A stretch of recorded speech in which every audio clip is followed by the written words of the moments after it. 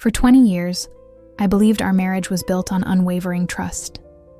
That certainty shatters the moment my hand brushes against a small, hidden velvet box while cleaning under the bed. Inside are 2 wedding bands, expensive, engraved, and definitively not ours.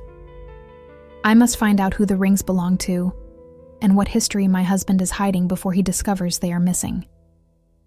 But the deeper I investigate the engravings, the more I realize this isn't a recent affair. It's a secret that predates our entire life together, threatening to expose a marriage that never truly ended. I was vacuuming under the bed, the suction head bumping against the dust ruffle, when I noticed the box. It wasn't large, maybe 4 inches square, dark wood, tucked tight against the headboard frame. I pulled the cord, dropped the handle, and reached for it. The lid wasn't locked. I flipped the tiny brass latch. Inside, resting on faded blue velvet, were 2 simple gold bands, wedding rings. My own wedding ring felt suddenly heavy and cold on my finger. Mark and I had platinum. These were old, heavy 24-karat gold. They didn't belong to us. They belonged to someone. I didn't waste a minute staring. Mark was supposedly in a client meeting downtown until 3. I marched straight to the home office, pulled his work laptop, and used the password I hadn't used in 5 years. The date of our first trip. It worked. I bypassed his emails. Cheating men hide their texts and clean their browser history, but they usually forget to scrub their finances. I logged into our joint bank account, then scanned the linked account section. There it was, a savings account I'd never seen before, opened 6 months ago, titled M.A. Reynolds. His initials, but the account wasn't in our shared history. I dug into the transaction history. The deposits were irregular, but substantial. Chunks of cash transferred a day after his quarterly bonuses hit. And the debits?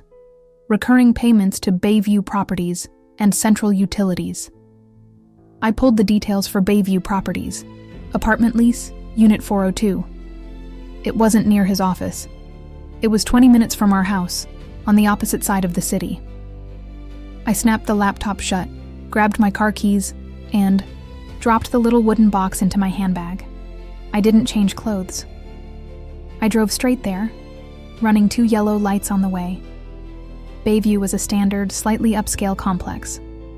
I parked 3 blocks away, pulled my hat low, and walked back, checking Unit 402 from the street. The blinds were drawn. I didn't wait long. I was leaning against a brick pillar, pretending to check my phone, when a car pulled up. It wasn't Mark's sedan, but a smaller, sensible white SUV. A woman got out.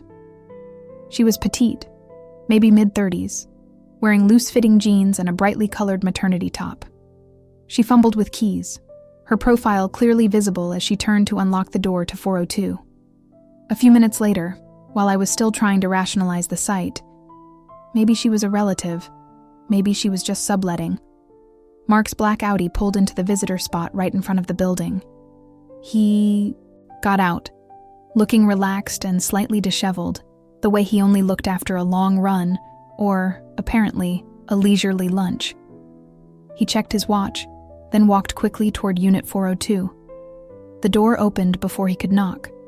The woman smiled, a genuine, soft smile, and he stepped inside. I saw him lean down, not just to kiss her, but to wrap his arms around her and gently touch her swollen stomach before the door closed completely. It was confirmation. Not just an affair, but an entirely parallel life. A life complete with a woman carrying his child, secured by a lease and evidently supported by a separate set of wedding rings. I stayed absolutely still until the front door of the apartment building became a blur. The shock wasn't the betrayal itself. It was the sheer, meticulous planning. 6 months, maybe more. A full, separate reality. I drove home slowly, mechanically. The immediate urge to scream, to crash my car, to confront him, was absent. Instead, a cold, strategic clarity took over. If he could plan this deeply, I could plan the fallout deeper. I got back to the house at 1:45 p.m. I put the wooden box back exactly where I found it. Then I went to the safe in the closet, pulled out our emergency cash fund, and took all of it. I didn't need his laptop anymore. I needed proof that would hold up in court. I called Liam, a forensic accountant I knew from college, and set up a meeting for the next morning. I need you to trace every dollar Mark Reynolds has moved outside of our joint accounts in the last year, I told him, my voice flat. Everything. Mark came home around 5:30 p.m., whistling as he walked into the kitchen. "Rough day?" he asked, leaning down to kiss my cheek. "Long," I replied, forcing a soft smile. I looked him straight in the eye. "I spent the afternoon cleaning. I think I finally got all the dust bunnies from under the bed." He flinched, a fractional twitch of his jaw I barely caught. "Good," he said too quickly, moving past me to the refrigerator. "That's good, honey." The investigation was over. Now, the execution began. I waited until he was engrossed in the hockey highlights after dinner. I needed him distracted, calm, believing everything was fine. "I'm gonna lay out my clothes for tomorrow," I said, kissing the top of his head. "Big day," he grunted, eyes glued to the screen. "Love you, honey." I went into the guest room, closed the door, and pulled out the burner phone I bought weeks ago. I didn't use the main line. Marcus Thorne, the divorce attorney, picked up on the second ring. "It's time, Marcus," I whispered. "I need the paperwork filed first thing tomorrow morning. I have the evidence you asked for, plus the transaction history showing the transfer of assets." "Understood," he replied, his voice solid. "We move immediately. I'll prepare the initial injunction for the joint accounts and the notice of non-contestation for the primary residence. Be in my office at 8 a.m. sharp. Do not engage him tonight. Maintain the routine." "Routine maintained," I confirmed, hanging up. My hands weren't shaking. They were cold, steady, focused. I logged into our joint bank account one last time. Verifying the 50% split I executed earlier that day had cleared into my new separate account. Clean break. He finally came to bed around 11. I pretended to be asleep. The moment his breathing deepened, I slipped out. I went straight to his side of the walk-in closet. No drama, no tears, just efficiency. I pulled down the heavy leather suitcases he used for business trips. I started with his dress shirts, folding them precisely, nesting them inside the luggage. Suits, socks, ties, running shoes, all neatly packed. I even found the expensive cologne he bought specifically for client dinners and tucked it in a side pocket. 2 hours later, the bags were full. I rolled them silently down the hall, out the back door, and stacked them neatly inside the garage, right next to my car. When I got back to bed, I set my alarm for 5 a.m. I needed the house, empty before he woke up. The next morning, I was already showered and dressed when he finally stirred. I brought him coffee, his favorite dark roast, and sat on the edge of the bed.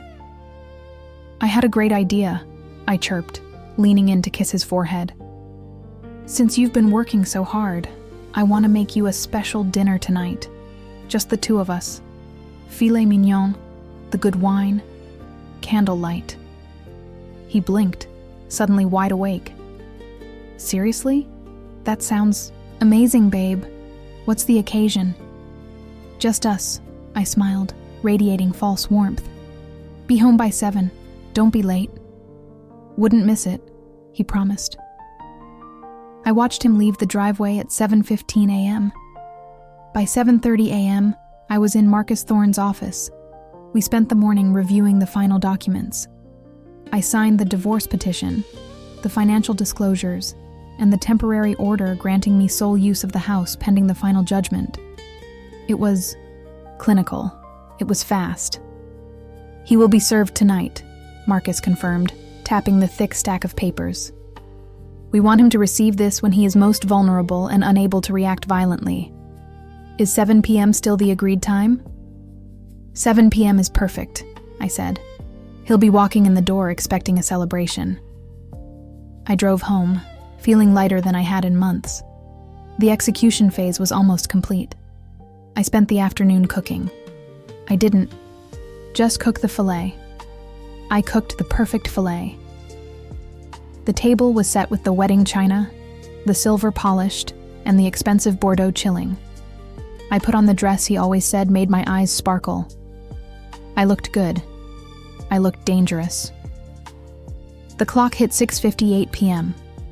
I heard his engine pull up the driveway. The doorbell rang at 7 p.m. exactly. He was fumbling with his keys, still whistling that annoying tune. I opened the door before he could get them in the lock. It wasn't him. It was a serious-looking man in a dark suit holding a clipboard, flanked by a uniformed delivery guy holding a massive box. Marcus Thorne's associate. My husband stepped out from behind the delivery truck, his whistling dying in his throat. He saw the suited man, then the box, then the cold, empty look on my face. "What is this?" he demanded, confusion turning instantly to panic. The associate stepped forward, clipboard extended. "Mr. James, you have been served." He handed him the thick manila envelope sealed with legal tape. My husband didn't take the envelope immediately. He looked past the man, straight at me. "What the hell is going on, Sarah?" I didn't smile this time. I looked him straight in the eyes, the way I had when I mentioned cleaning under the bed. "That," I said, gesturing towards the associate, "is your divorce petition. And that box," I pointed to the delivery guy, "is the temporary restraining order requiring you to vacate the premises immediately. Your key code has already been disabled." The associate placed the heavy packet directly into his hands. My husband's face went white. He dropped the keys on the welcome mat. "Vacate? This is my house," he stammered, flipping through the first page, reading the title, "Petition for Dissolution of Marriage." "It was," I corrected, stepping back into the doorway, blocking his entry.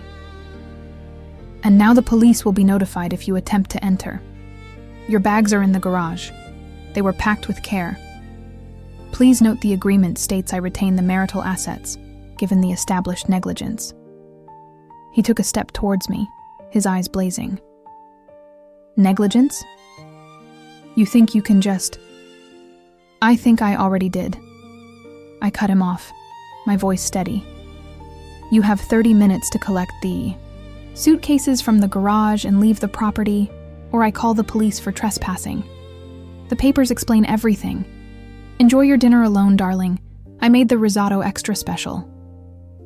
I closed the door gently in his stunned face. I didn't lock it, but the security system was already armed. I walked straight to the kitchen counter, picked up my glass of Bordeaux, and waited. Through the window, I watched him stumble to the garage door, his shoulders slumped in disbelief, the legal packet still clutched in his hand. He found the bags immediately. He didn't even attempt to ring the doorbell again.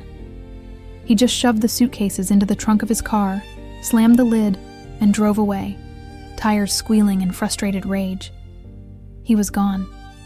I took a long sip of the wine. It tasted like victory. Loyalty isn't a suggestion in marriage. It's the foundation. Once you remove the foundation, the structure falls quickly. He learned that lesson the hard way. I didn't waste time on revenge. I invested in my freedom. I didn't linger on the porch. The first thing was security.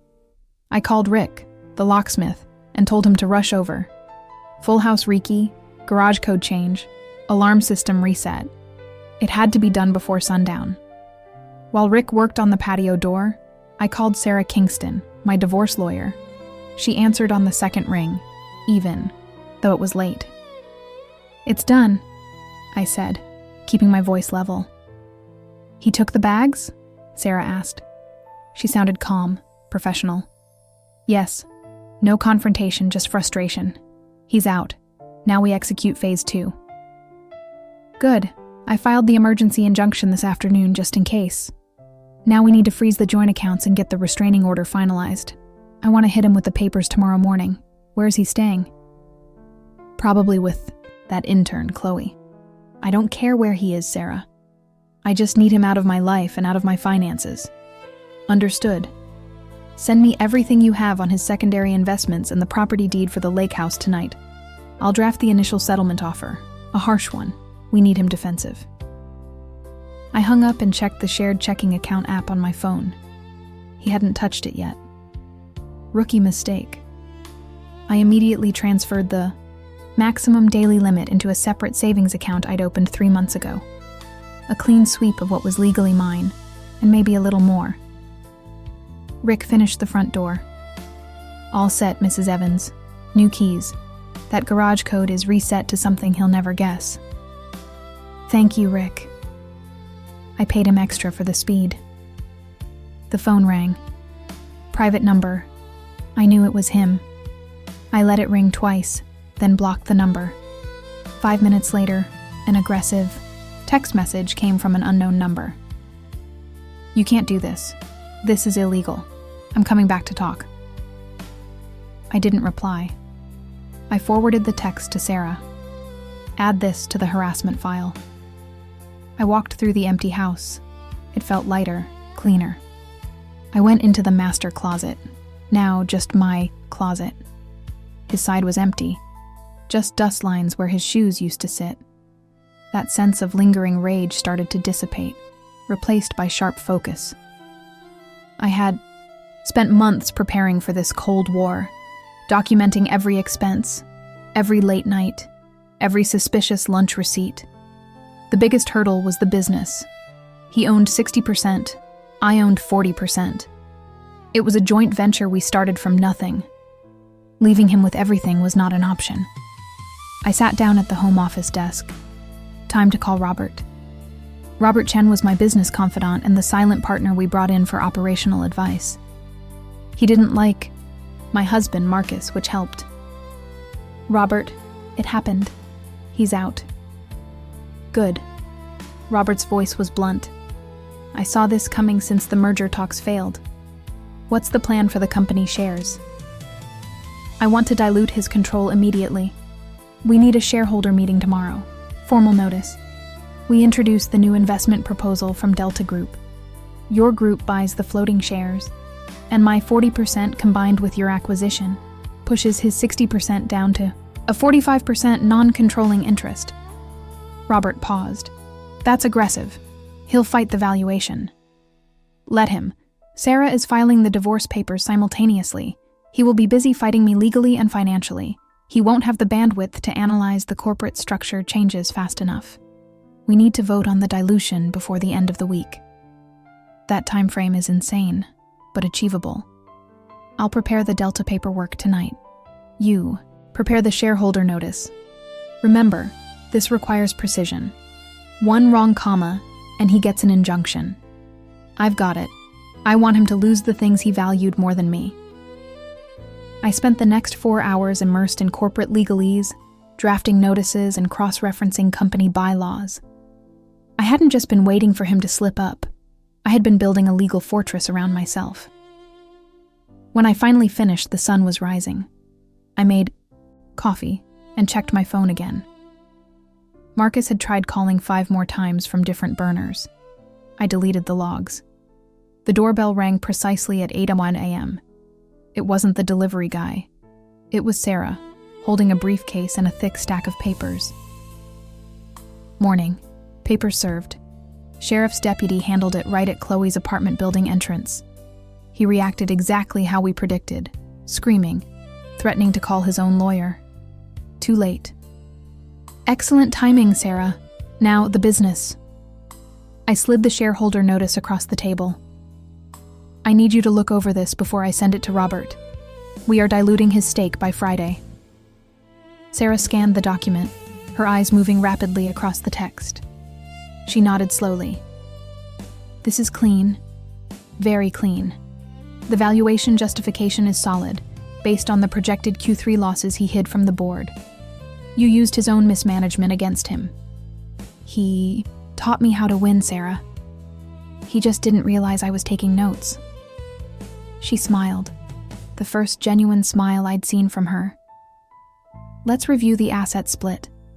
Since we have photographic evidence of the infidelity, the emotional distress claim is strong, giving us leverage on the house and the primary liquid assets. We push for 70-30 in your favor. We worked until noon. The battle had officially moved from the bedroom to the courtroom, and I was holding the better cards. Around 1 p.m., my personal assistant, Maria, called.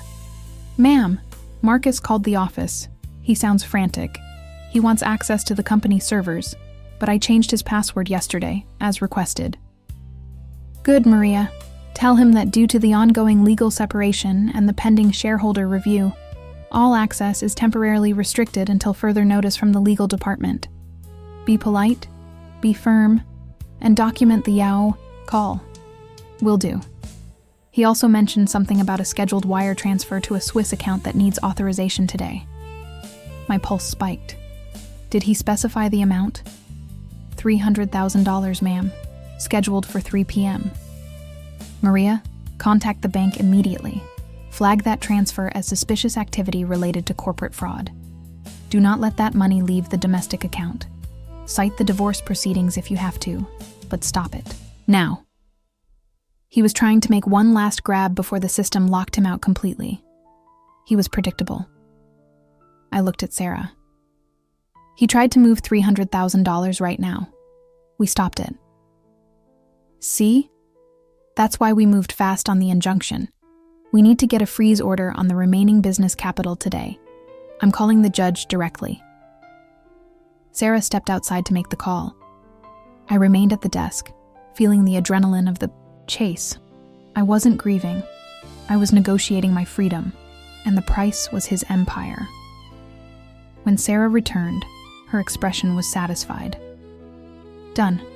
Temporary freeze on all business liquid assets over $10,000 pending the shareholder meeting review. He's officially trapped." I leaned back. What happens next? He retaliates. Expect him to try to discredit you professionally, or leak some old personal history. He's going to be desperate. That 60% stake was his identity. Let him try. Everything I did was documented, legal and preemptive. His desperation is my greatest asset.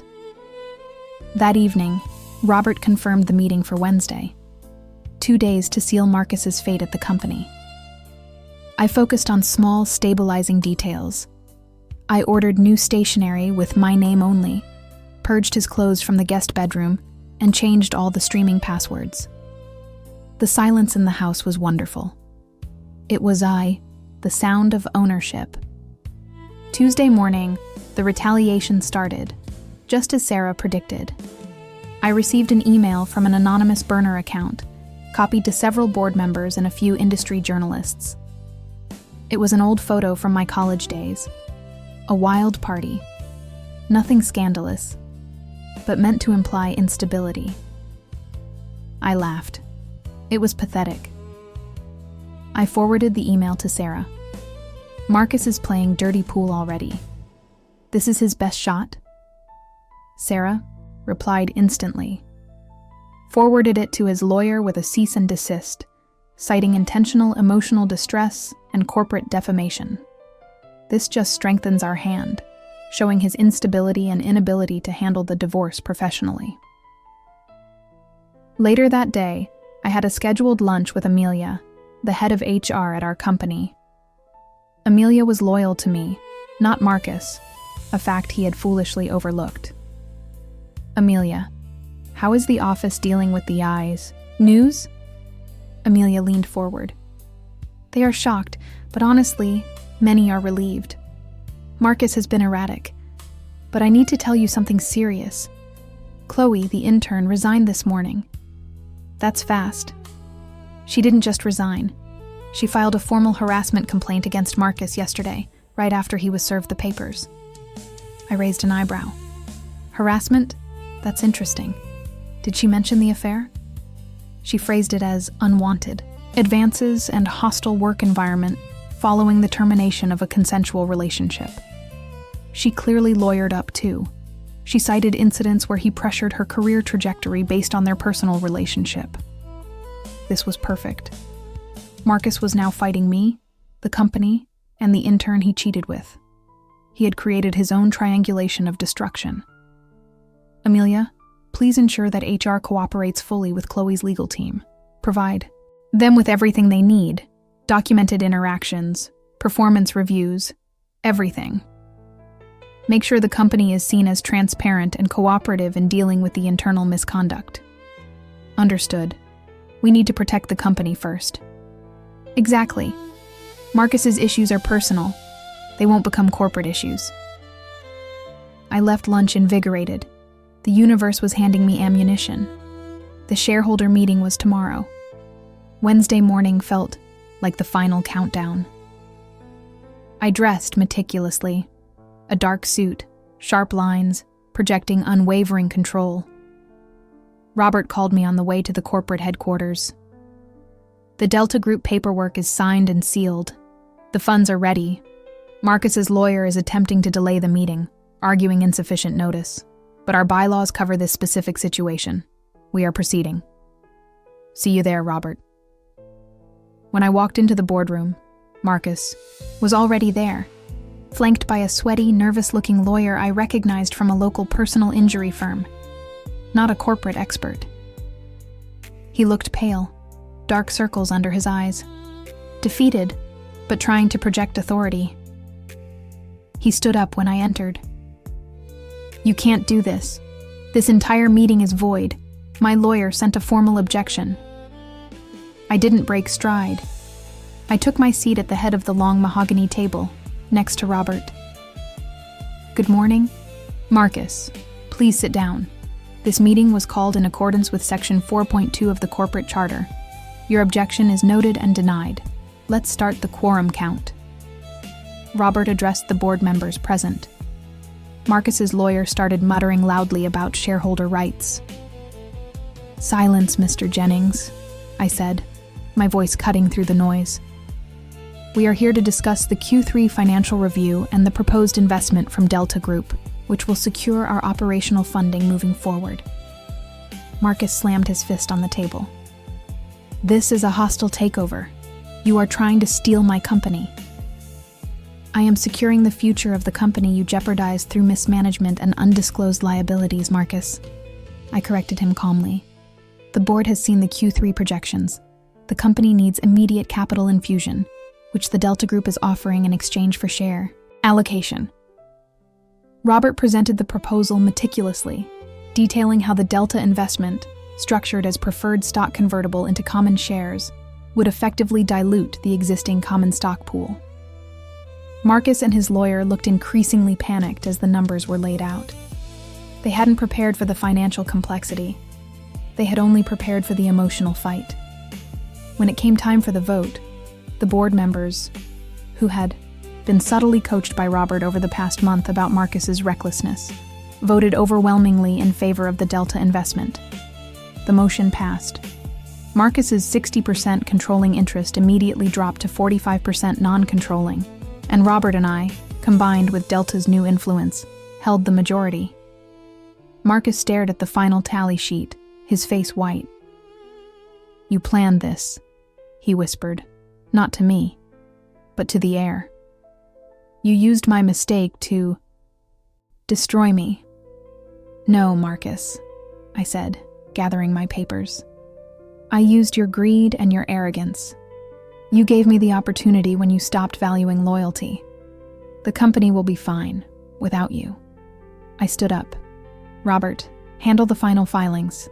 Marcus, your corporate access has been revoked. Security will escort you out. He tried to appeal to the board, but they avoided his eyes. He lunged across the table toward me, pure, unadulterated rage on his face. You think you won? I will drag your name through every court in the country. 2 security guards, positioned discreetly by the door, grabbed his arms before he reached me. Let him speak to his lawyer, gentlemen, I told the guards, watching Marcus struggle. He's welcome to try. But he should know, Marcus. Your business credit cards were canceled 5 minutes ago, and the divorce petition demands the sale of the lake house. Security guards pulled him out. The door shut.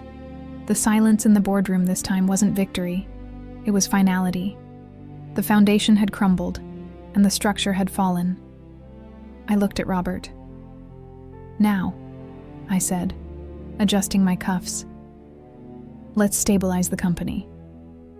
The next few weeks were a blur of depositions and tactical maneuvers. Marcus fought hard, exactly as Sarah predicted, but he fought chaotically. He spent enormous energy trying to reclaim the company, ignoring the reality of the divorce settlement. I focused on tightening the legal screws. The combined force of the corporate restructuring, the sexual harassment claim from Chloe, and the divorce injunction left him exposed. His lawyer, Mr. Jennings, finally called Sarah, requesting a mediation. They were ready to negotiate. Sarah coached me on the mediation strategy. Stay focused on the financial goal. Do not engage. Emotionally, he will try to trigger you. The mediation room was sterile. Marcus looked thinner, older. He wore a cheap suit. He didn't look like the CEO who used to command rooms. He looked like a panicked man facing eviction. He glared at me across the table. I just nodded politely to his lawyer. Let's get this over with, Marcus sneered, his voice tight. That is the goal, Marcus, I replied calmly. To finalize the dissolution of our marriage and the fair division of assets based on your infidelity and corporate misconduct. The negotiation was brutal. He argued for months over the value of the antique clock in the hallway. I didn't budge on the major points. The primary residence, mine. The bulk of the liquid assets, 70% mine, due to the fault claim. And the company's shares, now a minority stake. The lake house was the final sticking point. He loved that house. It symbolized his success. I will not sign if you force the sale of the lake house, Marcus stated, crossing his arms. Sarah leaned in. Marcus, my client is willing to allow you to retain the lake house, provided you agree to the division of the 401k accounts and sign over full rights to the intellectual property of Project Chimera. Project Chimera was the future of the company, a patent-pending technology worth millions. I had developed 90% of the initial concept. Marcus had dismissed it as a distraction. Marcus hesitated. The lake house meant immediate comfort. Project Chimera was speculative, still years from commercialization. Chimera? He scoffed. Fine, it's worthless. I keep the house. Deal, I said immediately, before he could reconsider. His lawyer looked horrified, realizing Marcus had just traded millions in future revenue for emotional attachment to a vacation home. We signed the final decree that afternoon. It was over. I walked out of the mediation office feeling a profound lightness. It wasn't just the end of the marriage. It was the completion of a hostile business negotiation, where I had won every major point. I called Sarah later that evening. Thank you. I couldn't have navigated this without you. You were the perfect client, Sarah admitted. You never panicked, and you came with receipts. I looked out the window at the now empty street. Marcus was gone. The company was stabilized under new management, and I was financially secure. I hadn't wasted time mourning the betrayal. I had used it as fuel. Loyalty is everything. When Marcus broke his vows, he didn't just hurt me, he forfeited his future. He traded a secure life and a successful partnership for a cheap thrill and an eviction notice. He learned that the cost of disloyalty isn't emotional pain. It's tangible loss. And the loss was total. I had my freedom and the entire empire we built together. He got the keys to a vacation house that would remind him, every time he visited, of everything he had thrown away. Marcus called twice a week for the first month. He emailed 4 times, always starting with, We need to talk about the company's future." I didn't answer. I set an automated filter redirecting anything with his name or known email addresses to a deep archive folder that the General Counsel reviewed monthly for liability issues. Marcus was a liability, nothing more. The first order of business was restructuring the board. Marcus's presence, even remotely, destabilized investor confidence. I didn't just want him out. I needed proof that he had never mattered. I hired a specialized executive team within 48 hours, signing off on salaries that doubled what Marcus had ever earned, but their mandate was simple: eliminate all processes he implemented and streamline operations to be 5% more efficient within 3 months.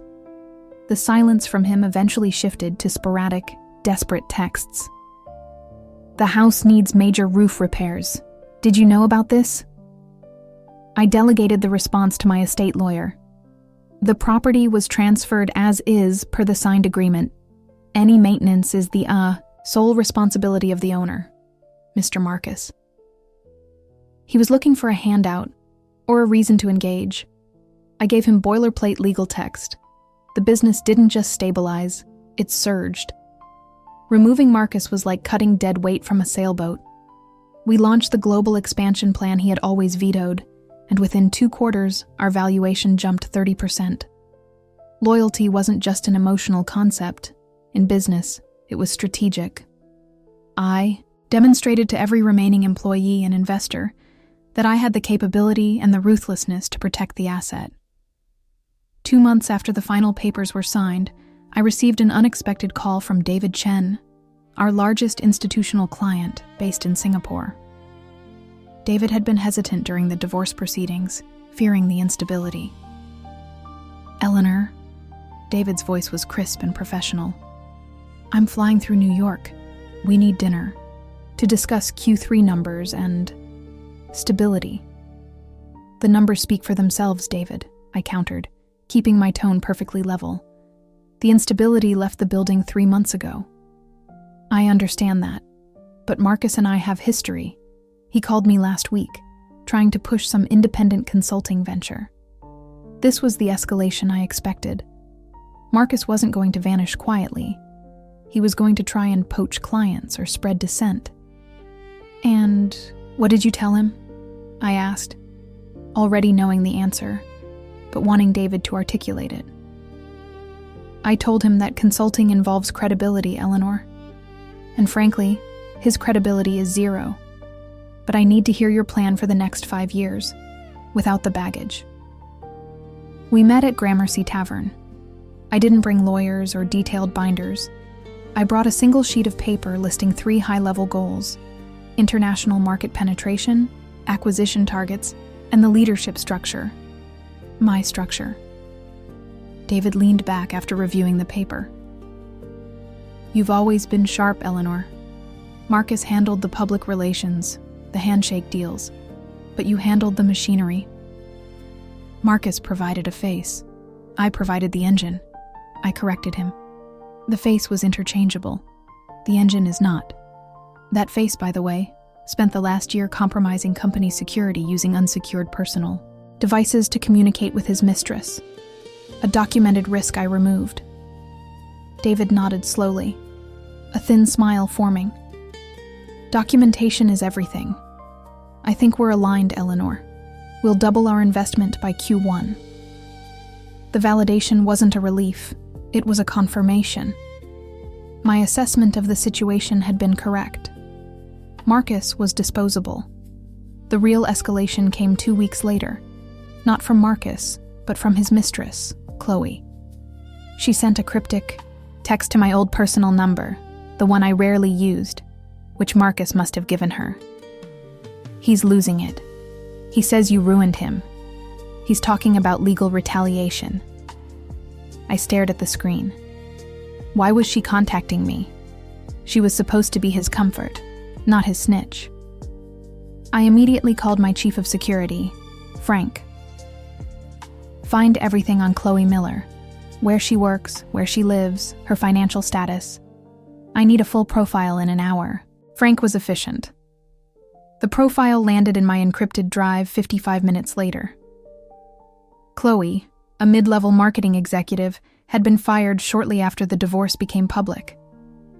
Marcus, instead of sweeping her into a life of luxury, had dragged her down with him. She was struggling to make rent. Marcus was apparently crashing on her couch, draining her savings, using her apartment as his new operational base to plan his comeback. I felt a cold wave of satisfaction. His disloyalty hadn't just cost him. It had cost his accomplice everything she probably thought she was gaining. She was trapped with a man whose pride was destroyed and who had no means to support her. I texted Chloe back. Just one sentence. He ruined himself. Don't drag me into his self-pity. 5 minutes later, she called. I let it go to voicemail. Eleanor, please. He's going to try something stupid. He keeps talking about getting into the company's servers, proving you manipulated the accounts during the separation. He's desperate. He thinks if he can prove fraud, he gets the company back. Her voice was hysterical, riddled with genuine fear. Marcus's arrogance was truly infinite. He thought I hadn't secured every last digital thread before I filed for divorce.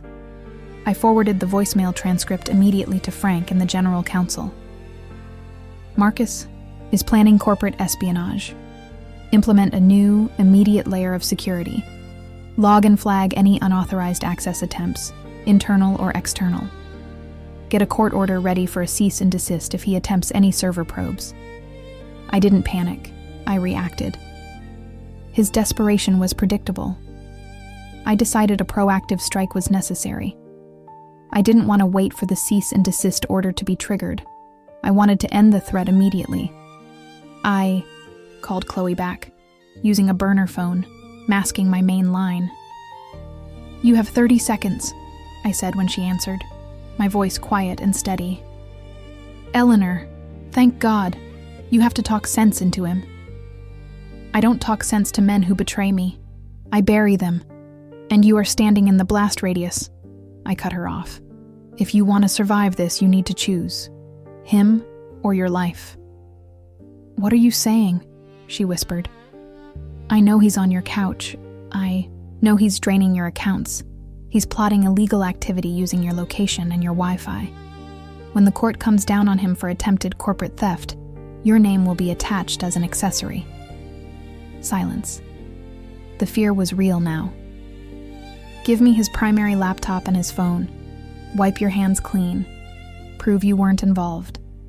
I will ensure the legal fallout protects you, as long as you cooperate fully and immediately.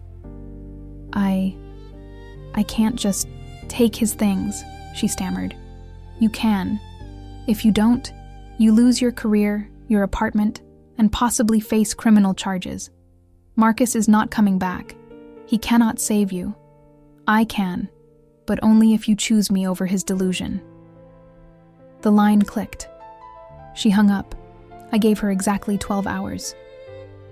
The next morning, Frank received a package delivered to the main office, an unmarked box containing Marcus's laptop and phone, factory reset, along with a short typed note. I want no part of this. Leave me alone. Chloe had chosen self-preservation. Good. Another loose end tied up without me getting my hands dirty.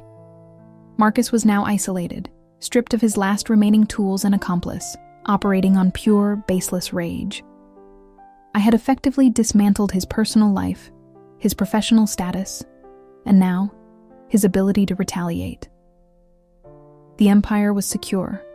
I finally allowed myself a small, internal smile. Loyalty is indeed everything, and disloyalty is a self-inflicted execution. But the story wasn't quite over. Marcus needed one final, undeniable lesson in defeat. He needed to see the full scope of what he had thrown away, not just the financial loss, but the personal transformation. I decided to host a massive black tie charity gala, the event Marcus used to pride himself on organizing. And I would host it alone, showcasing the company's new direction and my absolute command. I invited David Chen, all key investors, and even a few of Marcus's old detractors. I sent Marcus an invitation, a formal physical invitation, delivered by courier to the vacation house he hated so much. The card simply read, "You are invited to witness the future. RSVP required."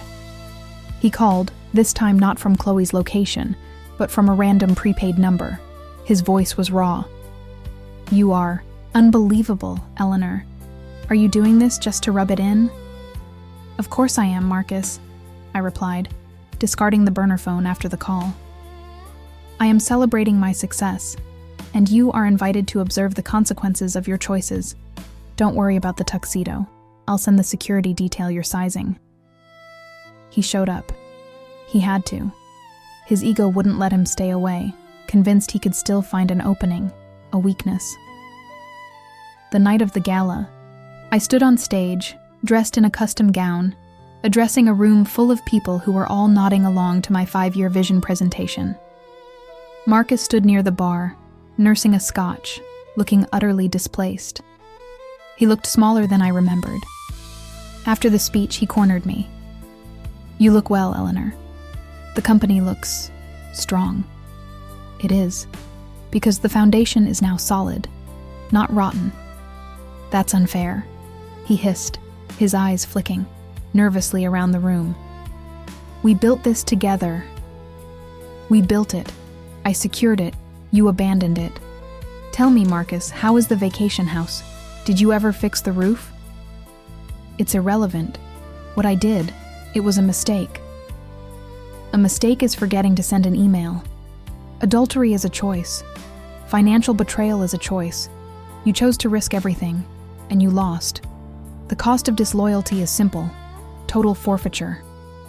I signaled Frank, who subtly moved closer. "This is my new life, Marcus. Loyal, profitable, and secure. Yours is a cheap rental with a leaky roof. Enjoy your evening. And understand this: you will never speak to me or about this company again. If you try to contact me, my lawyers will seek a restraining order. If you try to damage the business, I will ensure the attempted corporate espionage charges stick, thanks to the documentation I received from your former accomplice." The color drained from his face when I mentioned Chloe's cooperation. He finally understood the completeness of his isolation. He hadn't just lost a wife. He had lost his future, his reputation, and his capacity to wage war. He turned, defeated, and walked out of the ballroom, his shadow shrinking as he moved toward the exit. The night didn't skip a beat. The music swelled. The investors laughed. The future was mine, unobstructed. I raised my glass to David Chen. "To loyalty," I toasted. He smiled, clinking his glass against mine. "To profit, Eleanor, which usually follows loyalty." We left the ballroom floor before the music ended. David Chen put a hand on my arm, guiding me through the service exit toward the private elevator. The air outside was cooler, quieter. "The accounts," David said, his voice dropping immediately into business mode. "Did you manage the lockouts for the overseas funds?" "Executed at 10:05 p.m., I confirmed, stepping into the elevator. The moment the board vote was finalized, he'll get an automated notification in the morning, but he won't be able to touch anything. It's all routed through the Delaware shell now." David nodded, watching the numbers flash. "Clean. And the residential assets?" "The primary residence is corporate property, transferred to the holding entity I control," I explained. "The deed change was filed this afternoon. He has access to the loft downtown, the one he preferred for entertaining his staff." I didn't smile, but I felt the satisfaction settle deep in my chest. He'll find a box of clothes and a check for 6 months of living expenses waiting for him there. Sufficient, but not comfortable. The elevator doors opened directly into the underground garage. David's driver was waiting, the engine already running. "My lawyer," is expecting us, I told David as we settled into the back seat. We need to finalize the transfer of the remaining intellectual property rights before midnight.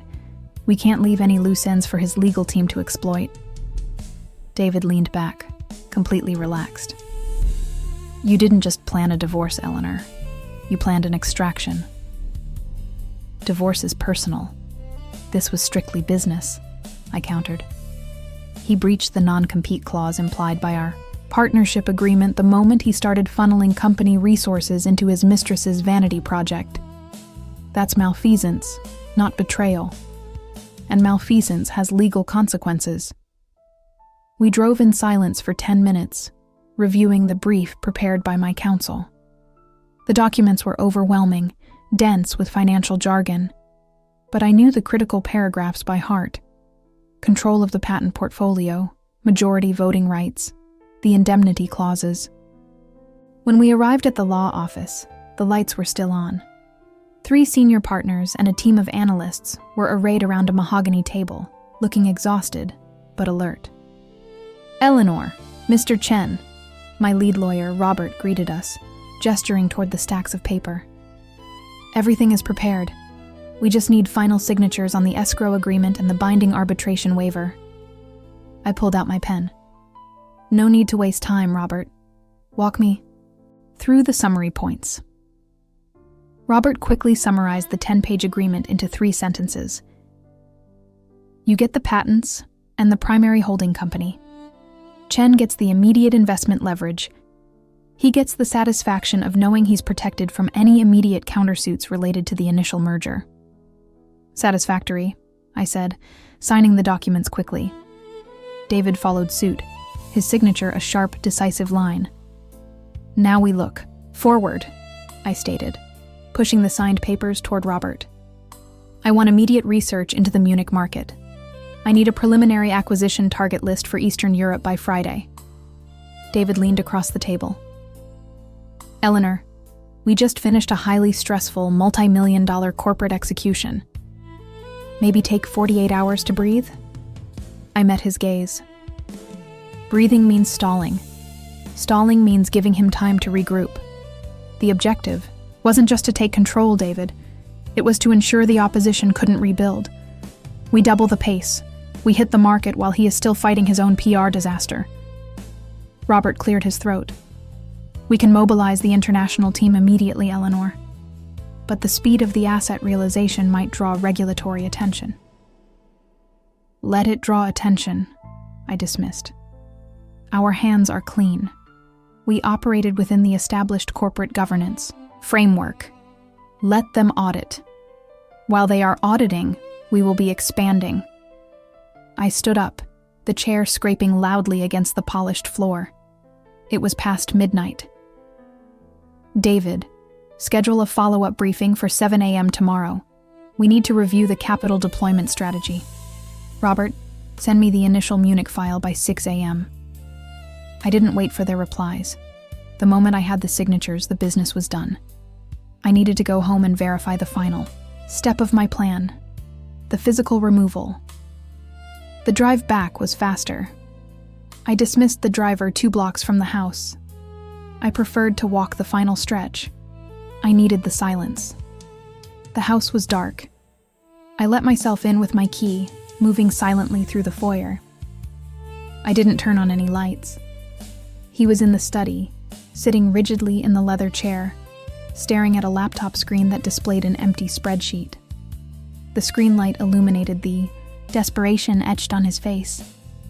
He hadn't bothered to change out of the tuxedo he wore to the fundraiser. He didn't look up when I entered. They blocked everything, didn't they? He asked, his voice flat, devoid of the theatrical rage I had expected. The board unanimously voted for temporary suspension of your direct access, pending investigation into misappropriation of funds. I corrected him, keeping my tone perfectly neutral. You know how the language works. He finally looked at me, his eyes bruised with fatigue and disbelief. You orchestrated a coup, Eleanor. You used our marriage, our life, to set this up. I walked over to the built-in bar, poured myself a glass of water, and took a slow sip. You set yourself up, darling. I just observed the process and capitalized on the opportunity. You handed me the evidence on a silver platter every time you took a private jet to see her billed as executive travel. The divorce papers, he whispered, noticing the thick envelope resting on the edge of the desk. Filed this afternoon, I confirmed. I also took the liberty of packing a few essentials. They're in a suitcase by the back door. Don't worry, I included the expensive cufflinks. You'll need to look presentable for the upcoming depositions. He pushed himself up from the chair, swaying slightly.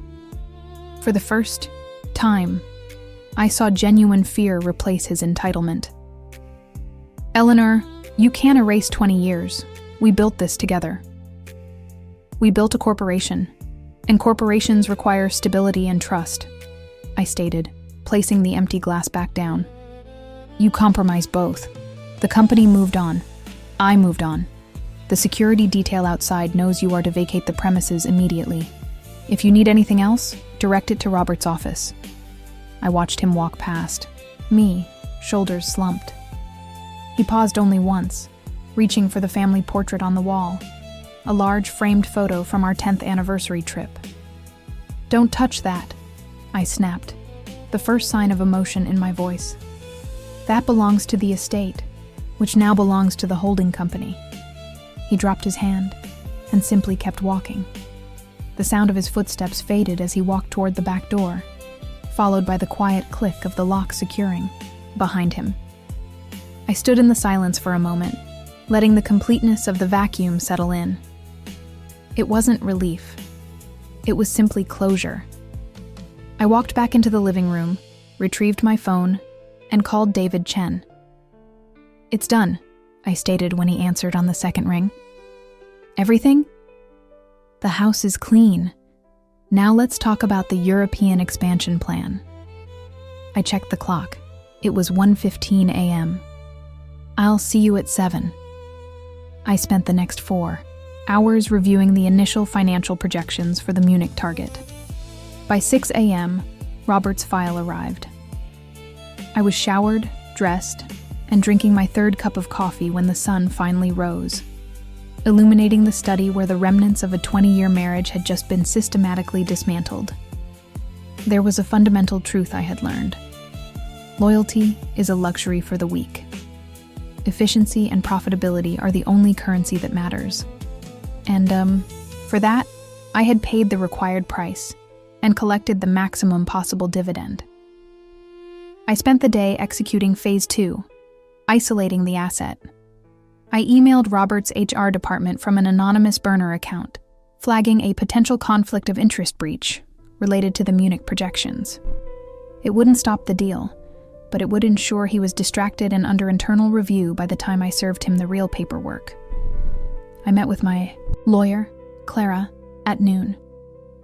She specialized in hostile corporate takeovers, which made her perfect for this domestic liquidation.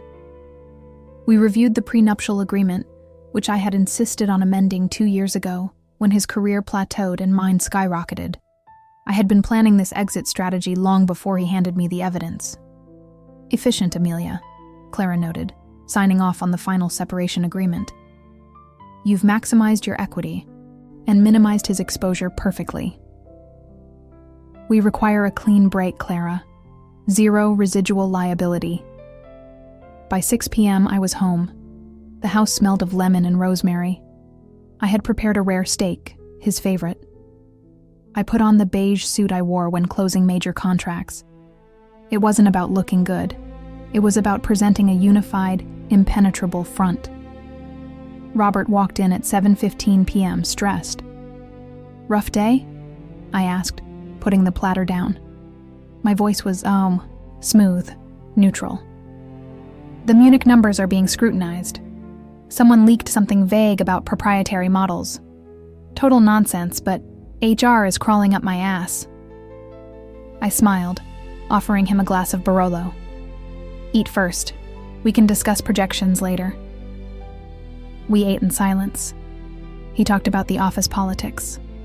I nodded, tracking his caloric intake, calculating the precise moment his guard would drop. When he finished the last bite of steak, I pushed the empty plate away and slid the slim, pale yellow file folder across the mahogany table. It looked innocuous, just like the quarterly reports we reviewed every year. "I need you to sign this resolution, Robert," I said, my voice completely devoid of warmth. He picked it up, annoyance etched across his face. "Can't this wait? I have to prepare for a 7 a.m. review tomorrow." He opened the file. The first page was a photograph. Him, smiling, holding hands with that intern, walking into the Hotel Bayerischer Hof last Tuesday. His face went white, the blood draining instantly. He looked up at me, panic replacing the stress. "Amelia, wait.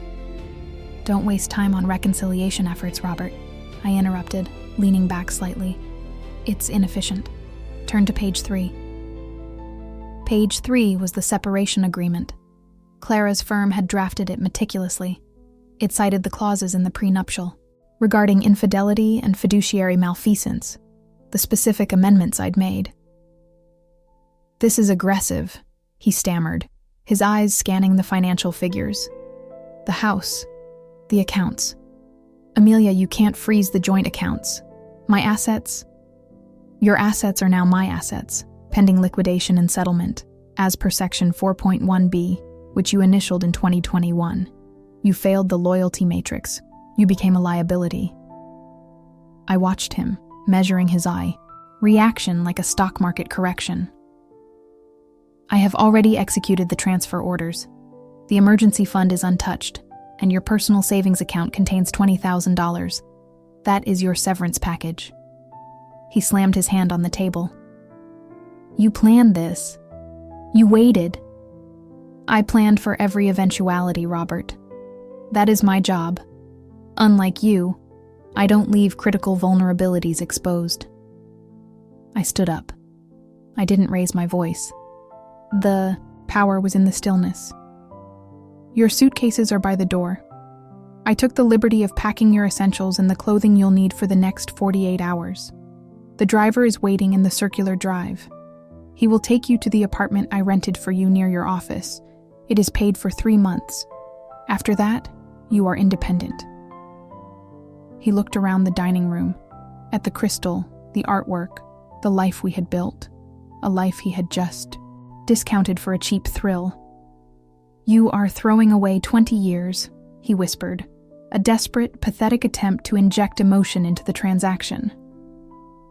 "I am optimizing capital structure," I corrected him. 20 years of overhead for a failing return on investment is bad business. We are dissolving the partnership. Sign the papers, or we proceed with litigation based on the full file, including the transcripts of your calls with the intern's father, who, interestingly, sits on the board of your biggest competitor." That threat hit him harder than the photo. The HR issue wasn't a leak. It was the start of my targeted campaign. He picked up the pen. His hand shook. He signed quickly, initialing every page. "Good. The asset transfer is complete." I collected the signed documents, tapping the folder neatly. "The driver is waiting, Robert. Do not return to this property."